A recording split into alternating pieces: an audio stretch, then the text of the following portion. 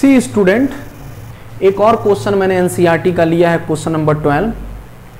बहुत अच्छा क्वेश्चन ये भी है, इसको भी समझेंगे।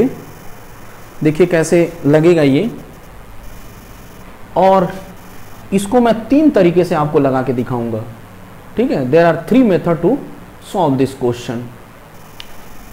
लिखा हुआ है सेवरल इलेक्ट्रिक बल्ब्स, माने बहुत सारे इलेक्ट्रिक बल्ब हैं, design to be used on 220 volt. मतलब ये जो बल्ब हैं वो 220 वोल्ट पे काम करेंगे। ठीक है, 220 वोल्ट के इलेक्ट्रिक सप्लाई लाइन पे।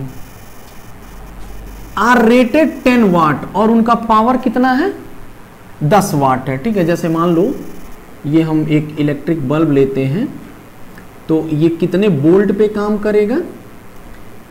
ये इलेक्ट्रिक बल्ब जो है, this electric bulb will work at 220 volt and 10 वाट। ठीक है, ये इसका रेट है। रेट मीन्स मार्किंग होती है इलेक्ट्रिकल अप्लायंसेस पे कि कितने पावर और कितने पोटेंशियल पे वर्क करेगा। How many lamps can be connected in parallel, तो इस तरह के कितने लैंप पैरेलल में जोड़े जा सकते हैं? ठीक है, so that from 220 volt line, मतलब 220 वोल्ट का सप्लाई है। ठीक है, जैसे मान लो एक फिगर से हम इसको समझें कि ये 220 वोल्ट का सप्लाई है, और हमको इस तरह के बल्ब के जहां पे हम एक रेजिस्टेंस का सिंबल बना दे रहे हैं, तो ऐसे कितने रेजिस्टर्स हम जोड़ सकते हैं जिससे कि पूरे सर्किट में कितना करंट सप्लाई हो? 5 एम्पियर का। एक बार फिर से समझ लो, बल्ब है, ये बल्ब की रेटिंग है। रेटिंग मतलब ये इतने वोल्ट पे 220 वोल्ट पे काम करेगा और 10 वाट पे काम करेगा। ठीक है, ये पावर, ये पोटेंशियल है। तो कह रहा है कि इस तरह के कितने बल्ब को हम पैरेलल कॉम्बिनेशन में कनेक्ट करें। इस तरह के कितने बल्ब को हम पैरेलल कॉम्बिनेशन में कनेक्ट करें जिससे कि अगर इस कॉम्बिनेशन को 220 वोल्ट के सप्लाई से जोड़ा जाए तो इस पूरे सर्किट में 5 एम्पियर का करंट फ्लो हो। ठीक, तो इस क्वेश्चन को हम लोग पावर के हेल्प से लगाएंगे, फिर करंट के हेल्प से लगाएंगे, और फिर रेजिस्टेंस के हेल्प से लगाएंगे। आप तीनों देखिए। ठीक है, सी स्टूडेंट,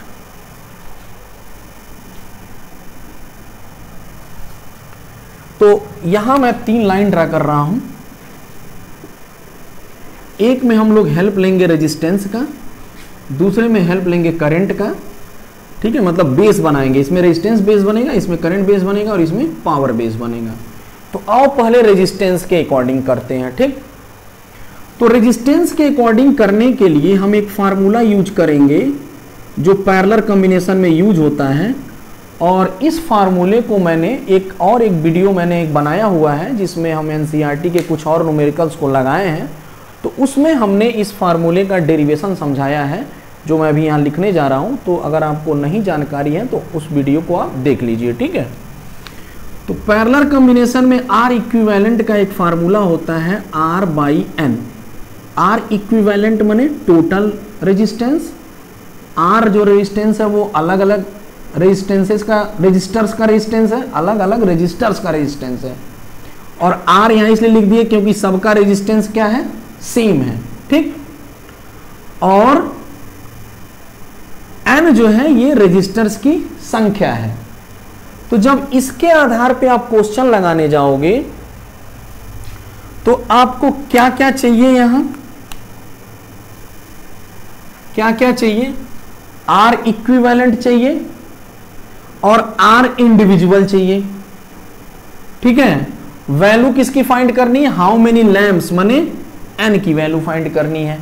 तो पहले हम आर इक्विवेलेंट और आर इंडिविजुअल निकाल लें। तो देखो यहां जो है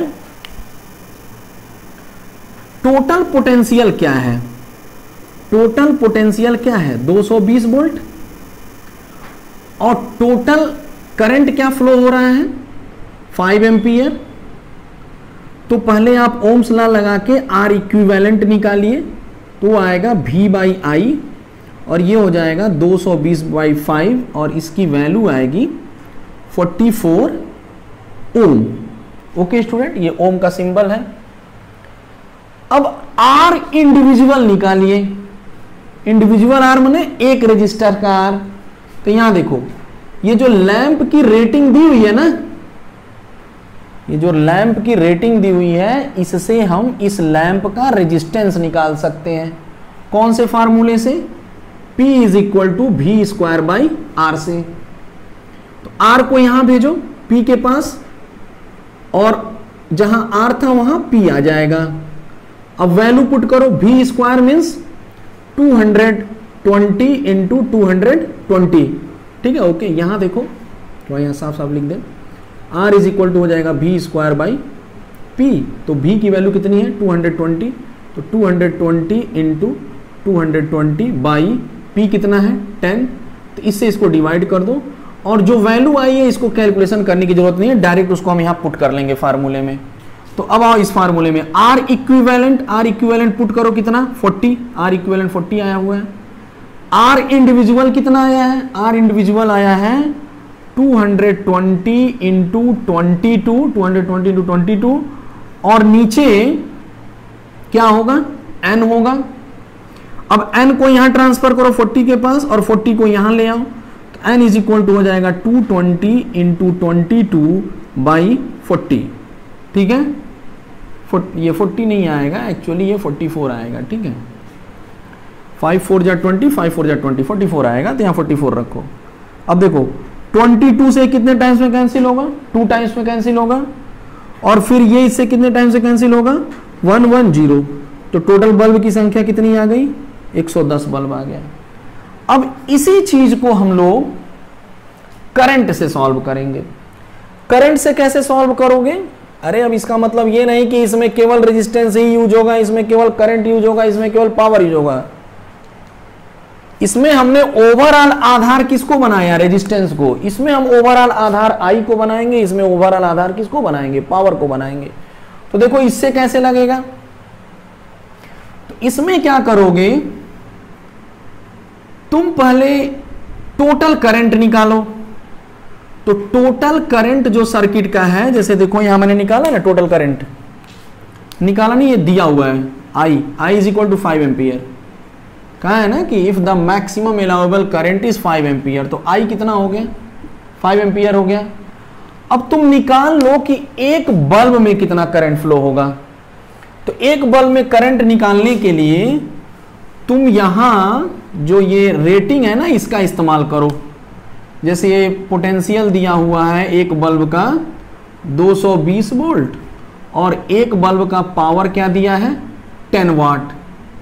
ठीक है, तो तुम यहां फार्मूला ये अप्लाई कर सकते हो, P = VI। तो यहां से P/V हो जाएगा I।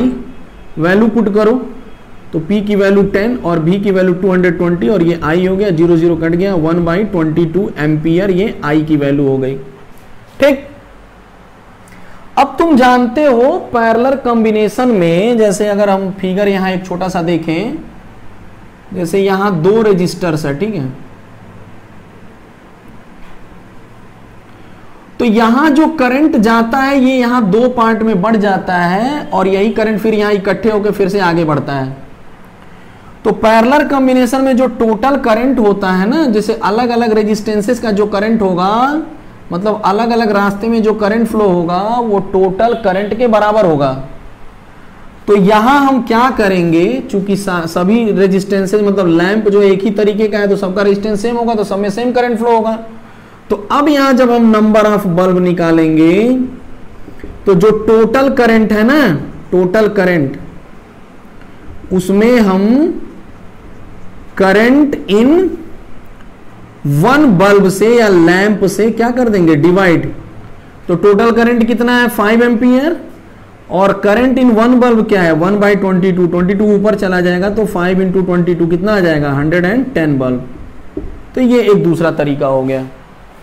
तीसरा तरीका देखो, पावर को बेस बना के करेंगे। अब हम इसको कैसे लगाएंगे? तो पहले देखो टोटल पावर फाइंड करो। यहां टोटल पावर यहां कैसे निकालेंगे,